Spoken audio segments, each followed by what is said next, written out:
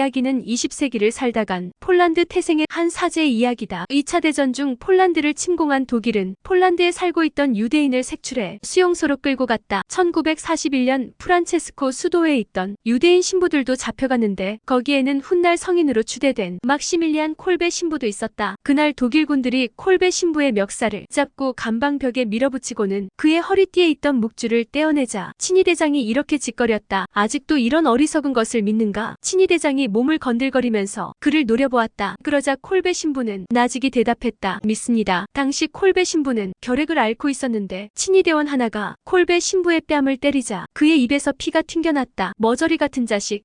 그래도 믿는단 말이지. 지금 내 입장이 어떤 건지 아나? 내가 한마디만 해도 넌 지옥으로 떨어지게 된다. 알겠나? 자, 다시 묻겠다. 내가 믿는 그것을 아직도 믿나? 예, 믿습니다. 내 생의 어떤 순간보다 지금 이 순간 가장 강하게 믿습니다. 그러자 친위대원이 그를 구두발질했고 그는 쓰러졌다. 그들은 쓰러진 신부의 몸을 아무렇게나 밟고 지나갔다. 다음날 콜베 신부는 병원으로 실려갔다. 폐렴이 결핵으로 전이된 것이다. 병원에서 약간 기력이 회복된 콜베 신부는 폴란드 남부지방에 있는 아우슈비츠로 이송되었는데 그의 죄는 평소 유대인에게 도움을 주었다는 것, 종교 잡지를 발행했다는 것, 고문을 당해도 믿음을 철회하지 않았다는 것이었다. 인간이 무리를 지으면 그들은 개개인이 가진 이성을 상실하기 쉽다. 그럴 것이 무리지은 존재는 이성으로 생각하지 않고 느낌으로, 즉 감각으로 반응하기 때문이다. 2차 대전 당시 독일인, 특히 군인들은 그들이 평화시였다면 이유 없이 유대인을 말살하려 뜨는 자신들 행위를 미친 짓이라고 비난했을 것이다. 함에도 그들은 히틀러가 가져다준 집단 최면에 빠져 자신들이 무슨 짓을 하는지 알려들지 않았던 것이다. 유명한 정치 철학자 한나 아렌트가 말한 악의 평범성이 그렇게 만들어지는 것이다. 세상에 알려진 아우슈비츠는 가스실로 유명하지 않은가? 거기 들어가면 중노동과 굶주림으로 살아남는 사람이 백에 채둘이 되지 않았는데 마치 그들을 비웃듯 수용소 입구에는 이런 글이 붙어 있었다. 일을 하면 자유로워진다. 1941년 당시 아우슈비츠는 철망과 전기 담장으로 철통 같은 감시가 이루어지는 상태 속에 약 17,000명의 수용자가 있었는데 콜베 신부는 환자임에도 불구하고 중노동을 피할 수 없었다. 수감번호 16,670번의 줄무늬 죄수복을 입은 그는 묵묵히 자기 일을 하였다. 그 당시 콜베 신부가 아우슈비츠에서 한 일이란 가령 공병대에 투입되어 철도 승강장에서 시체 소각장까지 수레로 자갈을 나르거나 그때그때 감독관의 필요에 의해 주어진 일을 해야 했다. 수용소 감독관의 하루 기분은 매우 중요해서 그에게 언짢은 일이라도 생기면 누구 한 사람 죽어나가거나 팔다리가 부러지는 일이 예사로 일어났다. 어느 날 저녁 6시 하루 노동이 끝난 수용자들은 지친 몸을 이끌고 수용소로 돌아왔다. 정문에서는 기관총을 들이댄 군인들이 그들의 수를 헤아렸는데 114명이 일터로 나갔지만 돌아온 숫자는 1명이 모자랐다. 이것을 알게 된 수용소 소장 프리치가 개 한 마리와 통역관 그리고 4명의 친위대원을 데리고 현장에 나타나 짓거렸다. 폴란드 돼지 같으니라고 한 놈이 달아났다. 누구 본 사람 없나? 아무도 말이 없었다. 좋아, 너희들은 여기 서 있어라.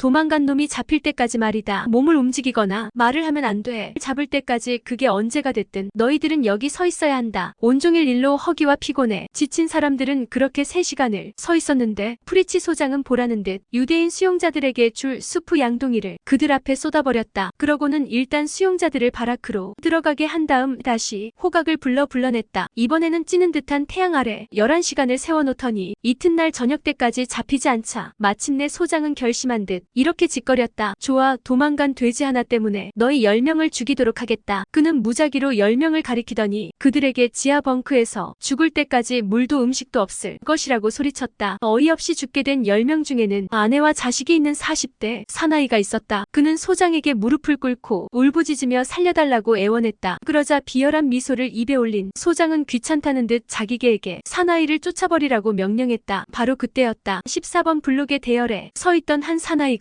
마치 선서라도 하듯 두 손을 올린 채 앞으로 나서는 것이었다. 콜베 신부였다. 콜베 신부는 모자를 벗고 소장 앞에 섰다. 친위대원들은 자발적으로 나온 그를 죽이려고 기관총을 겨누었다. 넌 뭐지? 소장이 물었다. 저 사람 대신 제가 죽겠습니다. 콜베 신부는 속삭이듯 말했다. 뭐 다시 말해봐라. 뭐라고 했나? 소장이 자기 귀를 의심하듯 물었다. 그러자 콜베 신부는 또박또박 같은 말을 반복했다. 저 사람 대신 제가 죽겠습니다. 프리치 소장이 재차 물었다. 넌 누구냐? 저놈과는 무슨 무슨 사이냐? 저는 16,670번 막시밀리안 콜베입니다. 가톨릭 신부입니다. 저는 결혼하지 않았기 때문에 가족이 없습니다. 제발 저 사람과 저를 바꿔주십시오. 죽음을 간청하듯 하는 그의 태도가 소장의 마음을 움직인 것일까? 약간 이해할 수 없다는 투로 잠시 콜베 신부를 응시하던 소장이 픽 웃더니 고개를 끄덕였다. 좋아, 그 제안을 받아들이겠다. 그는 그렇게 짓거리고는 비웃는 얼굴로 사무실로 들어가 버렸다. 소장이 들어가자 곧장 친히 부대원들이 그들의 임무를 수행했다.